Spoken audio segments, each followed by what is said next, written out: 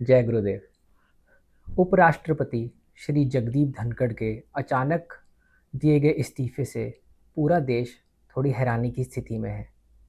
इसकी क्या वजह हो सकती है, इसके बारे में आज जानकारी लेंगे पूर्व भारतीय राजस्व सेवा से के आयुक्त रह चुके श्री आलोक अग्रवाल जी से। आलोक जी की स्पेशलिटी है इंटरनेशनल डिप्लोमेसी, टैक्स मैटर्स, लेकिन वो भारतीय राजनीति की भी अच्छी ज्ञान रखते हैं। तो आलोक जी। थैंक यू वेरी मच जी। उपराष्ट्रपति श्री जगदीप धनखड़ का इस्तीफा ये कोई बहुत बड़ी चीज़ नहीं। हमारे यहाँ सरकार चलती है तो उसका एक मुखिया होता है, वो पीएम नरेंद्र मोदी। आजकल जितनी बातें होती हैं, जितनी बातें चीत हैं, वो सब पीएम मोदी के ही इर्द गिर्द हैं। ऐसे समय में धनखड़ जी का इस्तीफा अपने आप में कुछ समय के लिए जो हमारा विपक्ष है उसके हाथों में दिया गया एक अस्त्र है, और ये एक इस बात को भी बताता है कि भारतीय राजनीति में सत्ता का एक ही केंद्र हो सकता है जी। अगर कोई दूसरा व्यक्ति ये समझने की भूल करता है कि वो उस सत्ता के केंद्र से ज़्यादा अहमियत रखता है क्योंकि वो राष्ट्रपति है या उपराष्ट्रपति है, तो वो गलतफहमी है। धनखड़ जी का अगर देखा जाए इतिहास, तो इन्होंने 2016 में भारतीय जनता पार्टी को ज्वाइन किया, और मुझे ये लगता है कि जो एक राजनीति में वैक्यूम था, भैरव सिंह शेखावत जी के जाने के बाद, जो कि एक हरियाणा, राजस्थान या वेस्टर्न यूपी में जो जाट समुदाय था उसका प्रतिनिधित्व करते थे जी। तो उसको फिल करने के लिए इनको बंगाल में गवर्नर बनाया गया, फिर इनको दिल्ली में लाकर उपराष्ट्रपति का पद से सुशोभित किया गया। वैसे मौके पर प्रधानमंत्री नरेंद्र मोदी ने इनकी बहुत तारीफ की, और मुझे ये लगता है कि जितनी तारीफों के साथ इनको लाया गया था उस मुकाबले बहुत सूखी विदाई हुई इनकी जी। और इस विदाई के बहुत सारे कारण हैं। पहला तो इनका कारण ये था कि ये अपने अक्खड़ स्वभाव के लिए जाने जाते हैं। मेरे कई मित्र जो राज्यसभा में कार्यरत रहे जी। तो उन्होंने बताया कि इनका बहुत पॉलिश्ड अप्रोच नहीं था। ये अपने काम को कराने के लिए किसी भी हद तक जाने के लिए तैयार रहते। जो राज्यसभा का सेक्रेटेरिएट था उसमें भी इनका जो एक्शन था काफ़ी अनप्लीजेंट सा ही रहता था। कुछ ऐसी घटनाएं हुई जिनसे ऐसा लगा कि ये डिजिटल मीडिया में अपनी प्रेजेंस को ज़्यादा बढ़ाना चाहते हैं, जैसे राज्यसभा टीवी। जी। तो इनको भ्रम हो गया था कि राज्यसभा जो टीवी है वो राज्यसभा के लिए है, और जो राज्यसभा के सभापति हैं मतलब उपराष्ट्रपति, उनके लिए ही होना चाहिए। कुछ जो पब्लिक प्रोग्राम्स होते थे उसमें भी ये पता लगा कि ये गवर्नमेंट की जो पॉलिसीज़ हैं, देखिए कोई भी गवर्नमेंट होती है बहुत कन्फ्रंटेशन की पॉलिसीज़ नहीं लेकर चलती है, लेकिन इन्होंने सुप्रीम कोर्ट से सीधा सीधा कन्फ्रंटेशन करना चाहा, वो भी सरकार के साथ सही नहीं गया। फिर कुछ ऐसा भी पता चला है कि जब ये विदेश गए, जैसे कि ईरान में गए, तो इन्होंने इस बात का भी तूल दिया कि जो स्वेट वगैरह इनको दिया गया है वो मॉरिशस के प्रेसिडेंट से भी छोटा है। ये सब चीज़ें मुझे नहीं लगता है कि जो एक कॉन्स्टिट्यूशनल पोस्ट है और जो पोस्ट मिलती है आपको किसी के सिलेक्शन के द्वारा, जी। क्योंकि आप सेलेक्ट किए हुए हो, बिल्कुल। इलेक्ट नहीं हुए हो, तो उसमें अगर आप इस प्रकार की बातें करते हो, जैसे कि जब हमारे यहाँ अमेरिका के उपराष्ट्रपति है जेडी वेंस, तो उससे ये अपने आप को कंपेयर कर रहे थे, जबकि अमेरिकन उपराष्ट्रपति का अलग एक रुतबा है, बिल्कुल। वो एग्जीक्यूटिव पोस्ट पर है। जी। जबकि हमारे यहाँ जो वाइस प्रेसिडेंट है वो सेरेमोनियल पोस्ट ही ज़्यादा है।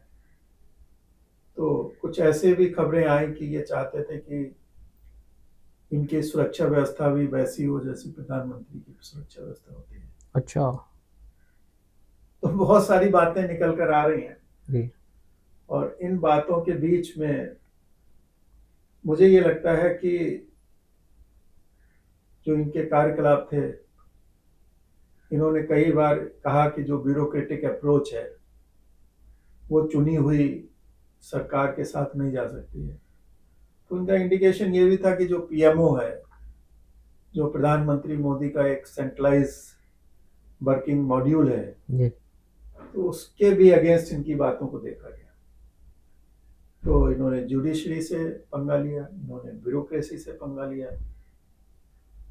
फिर जिस प्रकार से ये संचालन कर रहे थे राज्यसभा का, तो वो भी कुछ ऑटोक्रेटिक था। देखिए, जब आपको एनडीए ने चुनकर भेजा तो आप उसके हितों को साधने के लिए वहां पर लाए गए। इस बार प्रधानमंत्री ने इस आयोजन के बारे में कहा था कि जो ये मानसून सत्र है, जी, इसको हम भारत का जो ऑपरेशन सिंदूर था उसकी गौरव गाथा के लिए लेकर आ रहे हैं। बिल्कुल। ऐसे समय में जो गौरव गाथा है, लोकसभा में जब राहुल गांधी ने उस पर बोलना चाहा, उस नरेटिव को सेट करना चाहा, जी, तो लोकसभा स्पीकर ने उसको नहीं अलाउ किया। लेकिन जिस समय राज्यसभा में खड़गे जी ने खड़े जी, होकर बोलने शुरू किया तो इन्होंने अलाउ कर दिया। बिल्कुल। इस चीज को भी बहुत स्वीकार्य भाषा में नहीं लिया गया। और जब इन सब मिली जुली चीजों का जो एक हर्ष होता है, तो उसमें इन्होंने गवर्नमेंट को कॉन्फिडेंस में लिए बगैर जी, जो जस्टिस यशवंत वर्मा का को हटाने के लिए, रिमूवल के लिए जो नोटिस दिया जाता है, बिल्कुल। तो अपोजिशंस के जो 63 मेंबर्स के सिग्नेचर के द्वारा दिया गया, जी, उसको स्वीकार कर लिया गया। पास्ट में इस प्रकार के किसी भी मोशन को, ऐसे ही वाकया एक समय वेंकैया नायडू साहब थे तब हुआ था, तो उन्होंने नहीं स्वीकार किया।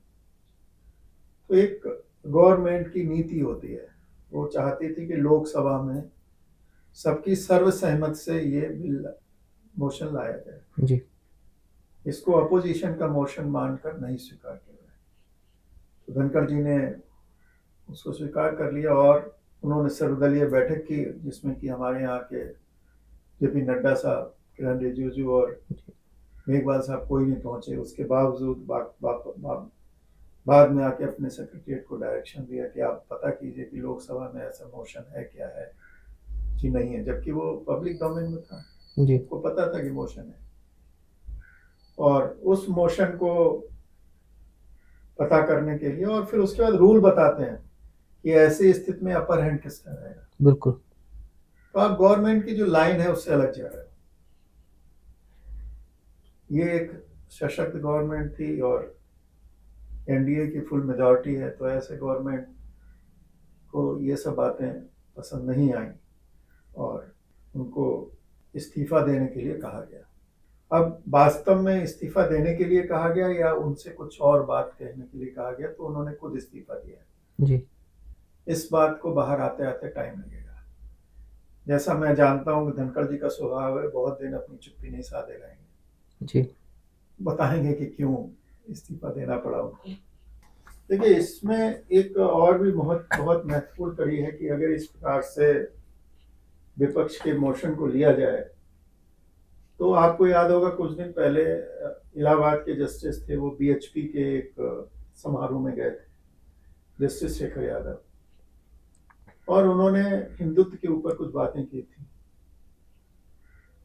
जो एनडीए की जो पार्टी लाइन है उसके लायक ही थी, लेकिन उसको विपक्षी दलों ने काफी क्रिटिसाइज किया था और वो चाहते थे कि उनको इस तरीके से हटाया जाए, जी, जबकि भारतीय जनता पार्टी इस बात के लिए कतई तैयार नहीं थी।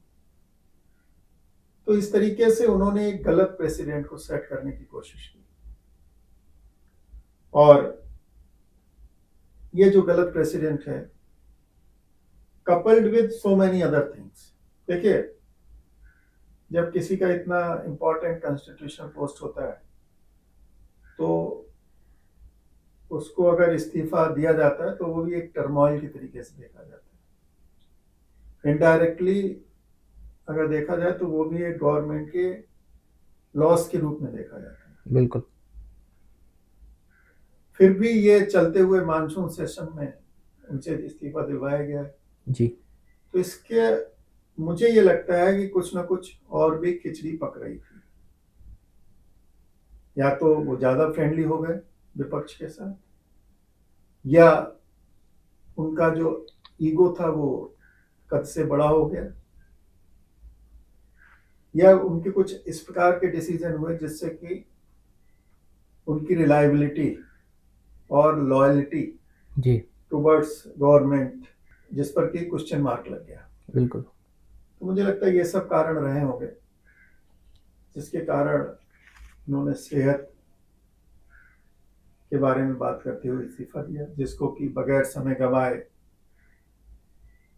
हमारे राष्ट्रपति ने एक्सेप्ट भी कर लिया और प्रधानमंत्री ने बहुत कोल्ड सा जी।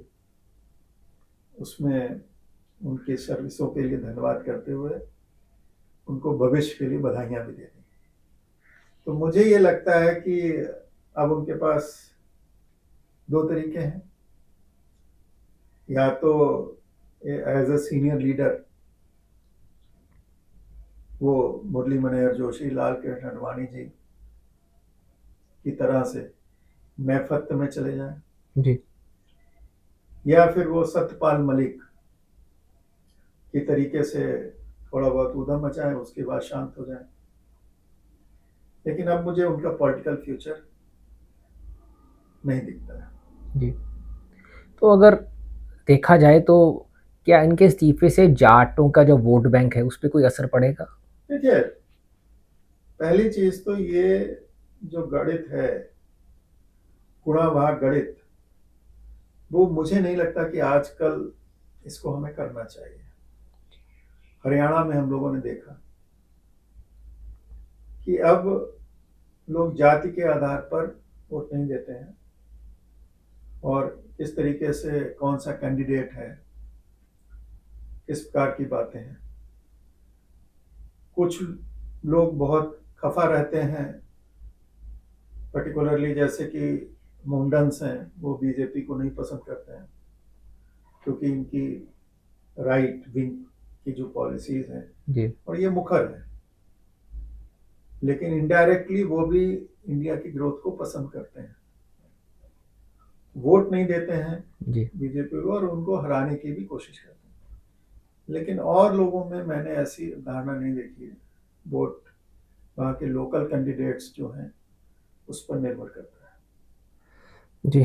तो आपके विचार से अगला उपराष्ट्रपति कैसा होना चाहिए? देखिए, पहली बात तो यही है कि उपराष्ट्रपति को वो जो भी है, he is face of Rajya Sabha, तो एक कोई एजुकेटेड बंदा लेकर आएंगे, कानून को जानने वाला लेकर आएंगे, और कोई सरप्राइज नेम होगा क्योंकि अब बिहार का इलेक्शन आ रहा है, तो हो सकता है कि वहां से भी किसी को मौका मिले। लेकिन जो अभी तक का अनुभव है कि कोई नया चेहरा लेकर आने की मुझे उम्मीद है, जी। और जो नाम घूम रहे हैं उनसे अलग कोई नाम होगा, ऐसा मुझे लगता है। ठीक है आलोक जी, हमारे दर्शकों के साथ अपने विचार साझा करने के लिए आपका बहुत बहुत धन्यवाद। Thank you. हमसे फिर मिलेंगे। जय गुरु। जय गुरुदेव।